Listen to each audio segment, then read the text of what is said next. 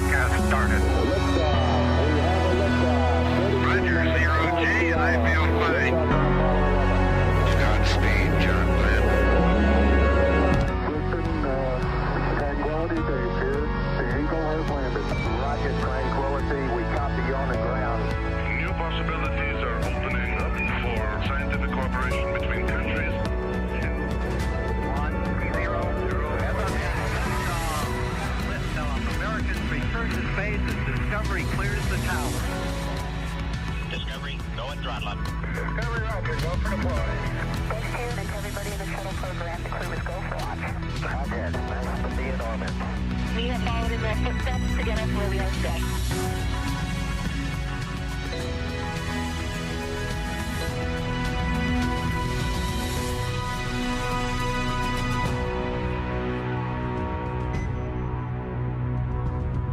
It's Friday, August 8th, and we're joining you today from SpaceX in Hawthorne, California.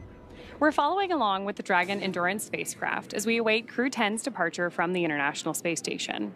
Right now, we're expecting that process to begin shortly after 3 p.m. Pacific and 6 p.m. Eastern. I'm Ronnie Foreman, a senior sales manager here at SpaceX. And I'm Anna Schneider with NASA Communications. It's great to be here. It's great to have you here, Anna. And of course, thank you for everyone tuning in to watch us live with our coverage today of Dragon completing its 10th crew rotation mission to the space station through NASA's Commercial Crew Program. Crew-11 arrived on station on Saturday, August 2nd at 2:27 a.m. Eastern, and they will be taking over for Crew-10, who are now headed home.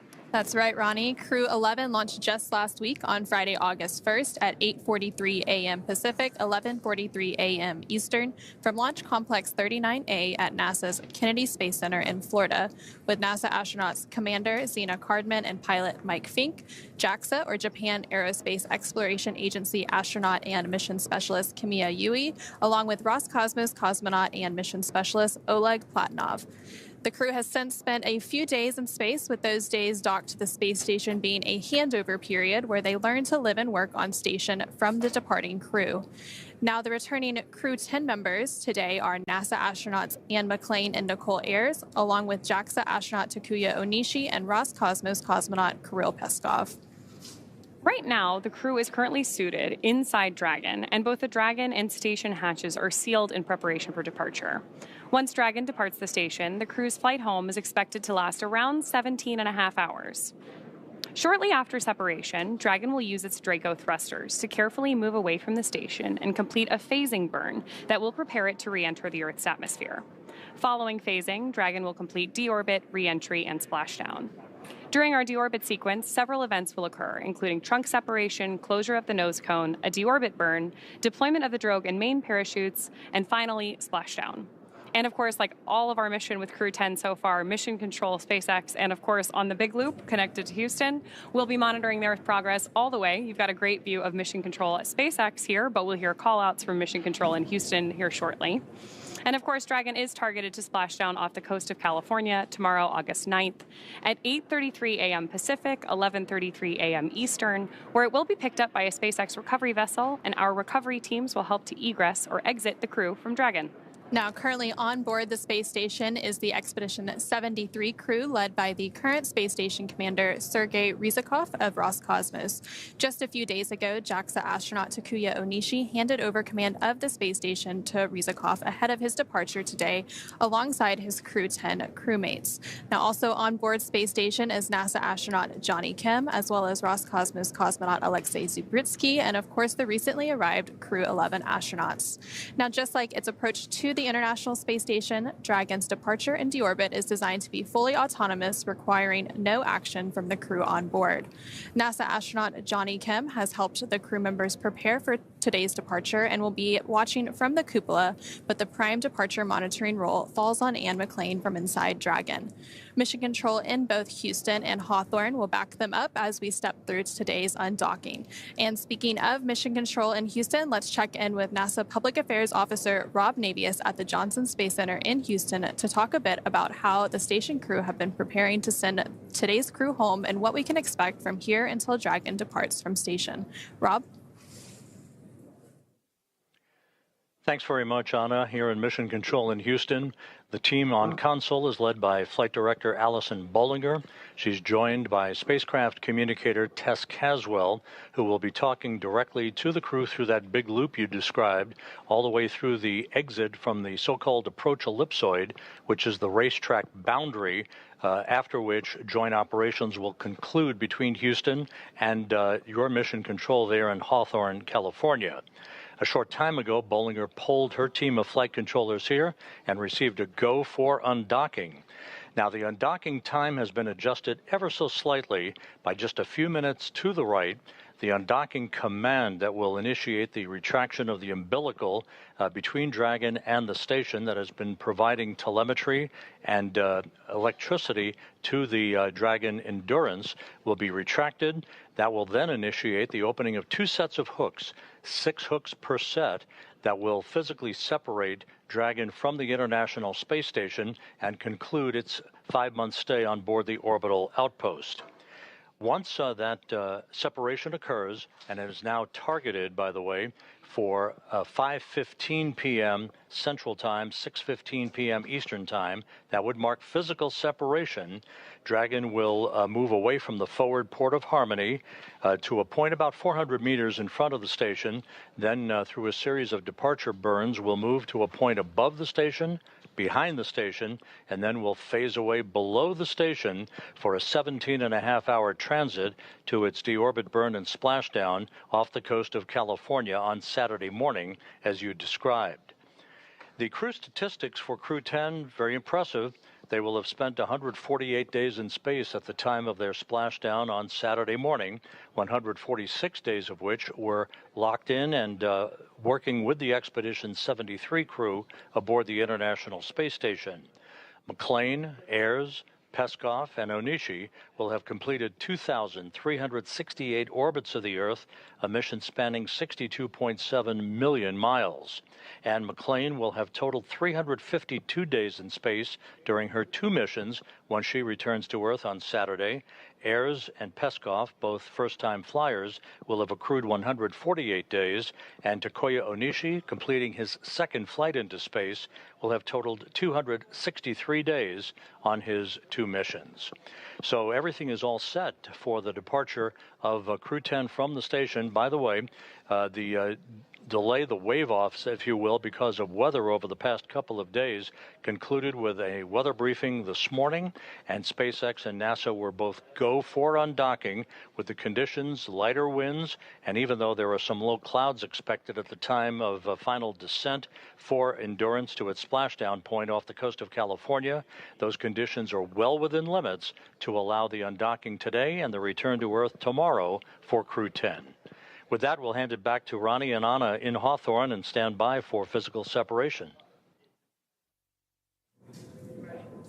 Thank you so much, Rob, and thank you for those updates. Of course, the team will continue to watch and monitor the weather all the way through splashdown and as they make their way through those phasing burns and onto deorbit tomorrow morning. And we heard just a minute ago that the teams were doing their final go, no-go poll. Again, they do all of these checkpoints and sequence all the way up through undocking to make sure all the teams are ready to go. And should for any point they have to wave off last minute for weather or whatever it may be, there's of course opportunities down the road.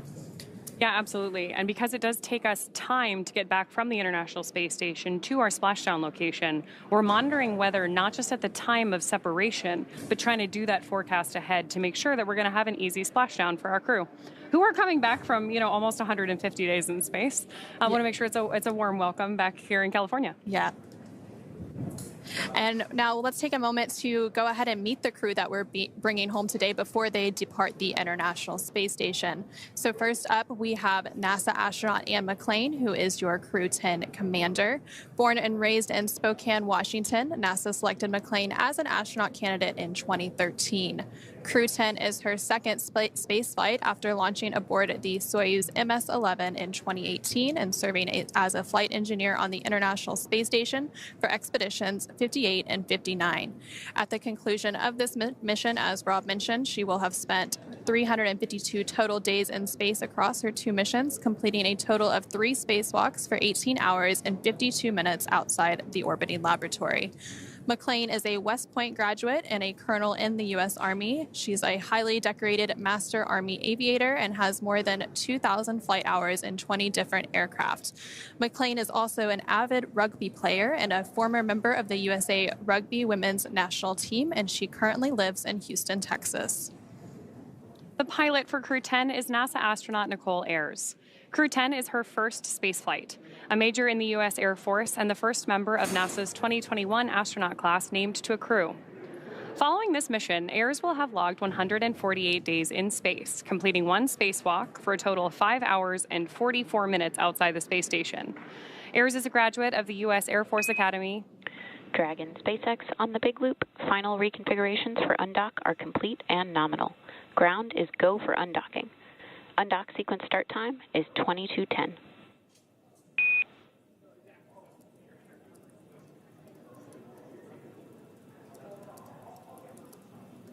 SpaceX Dragon, copy, goes up, crew has visors down. SpaceX copies, visors down.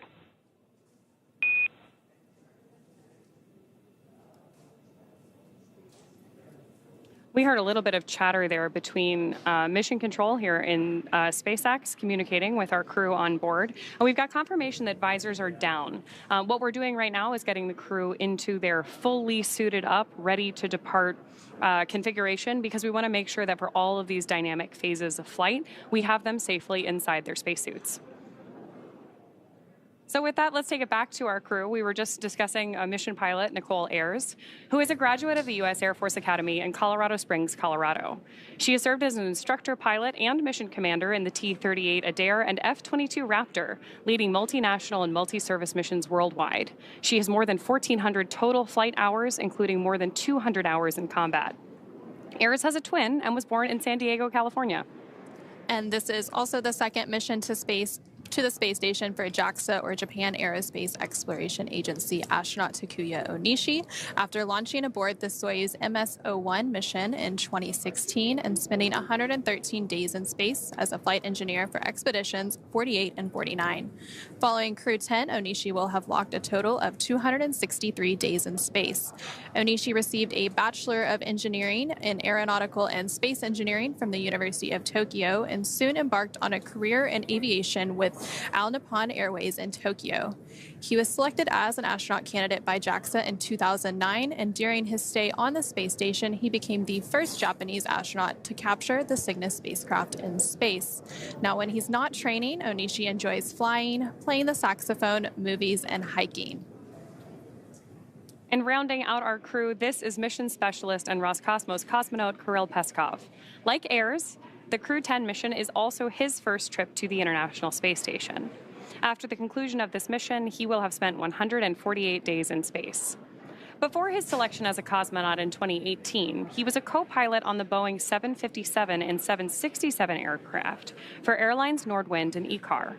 Assigned as a test cosmonaut in 2020, he has additional experience in skydiving, zero-gravity training, scuba diving, and wilderness survival. And it's a great crew that we are bringing home.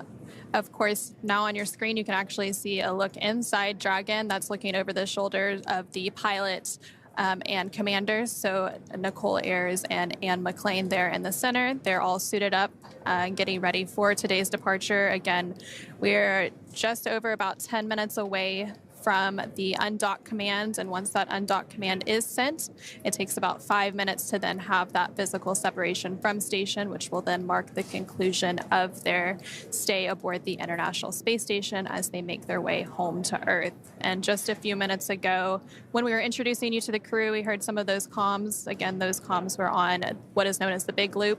So that's that integrated communications loop that includes the team here in Mission Control in Hawthorne, as well as the Mission Control team in Houston, along with the space station crew with Expedition 73 aboard and the Dragon Crew-10, who is departing today. It basically allows all of those teams to be working in tandem and talking on one integrated communications loop. So throughout today's departure activities, that is where we will be hearing those communications between the ground and the station and crew aboard. And right now, the International Space Station and Dragon are orbiting about 260 statute miles above Earth, crossing the southern Indian Ocean.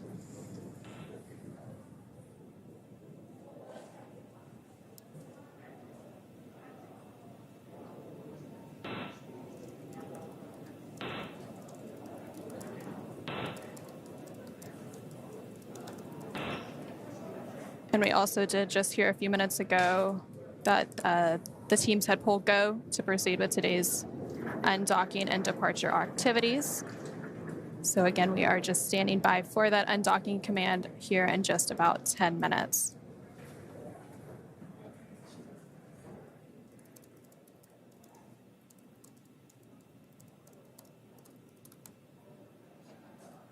So again, right now, if you are just joining us, we are standing by for Crew-10's departure from the International Space Station. And the view on your screen right now is looking over the shoulder of the pilot and commander for today's mission, up at the 3 touchscreen displays inside the Dragon spacecraft. Our crew is going to use these touchscreens to monitor their progress as they move away from station, even though the maneuver itself is fully autonomous. And as we mentioned a few minutes ago, the Joint Flight Control teams did pull go to proceed with today's undocking and departure. And now that the Joint Flight Control teams are go for undock, we are just awaiting that undock sequence to actually begin. Again, the undock command is scheduled to be sent in about 9 minutes at 3:10 p.m. Pacific, 6:10 p.m. Eastern. Once that command is sent, it will take less than 5 minutes for Dragon to separate from the International Space Station, which has been its home for the last 5 months. At the planned undock time, SpaceX Mission Control will command the undock sequence start, which begins the automatic undocking process we were just talking about. The first step is for the umbilicals to retract. These umbilicals connect Dragon systems to the space station while docked, transferring power, telemetry, and commands between the two vehicles throughout Dragon's stay. Once that's complete, Dragon will unlatch itself from the space station by releasing the 12 hard capture hooks in 2 separate phases, which Rob was telling us about while he was with us a couple minutes ago. All that combined takes roughly 4.5 minutes. And then Dragon will be ready to depart from station and begin to move itself further and further away using the Draco thrusters on board. And Dragon's initial departure from station is a little bit different from other docked vehicles like the Soyuz that rely on springs to push them away from the docking port. Dragon will actually execute 2 short thruster firings called undock burns, and that is what physically separates Dragon from the International Space Station. Those thruster firings use a combination of the 12 Draco engines around the base of the spacecraft, with the first breaking any stiction between Dragon and the docking port, and then the second slowly backing the spacecraft away from the station's Harmony module. And again, Dragon is currently docked to the forward-facing port on the Harmony module. Crew-11 docked last Saturday to the space-facing port.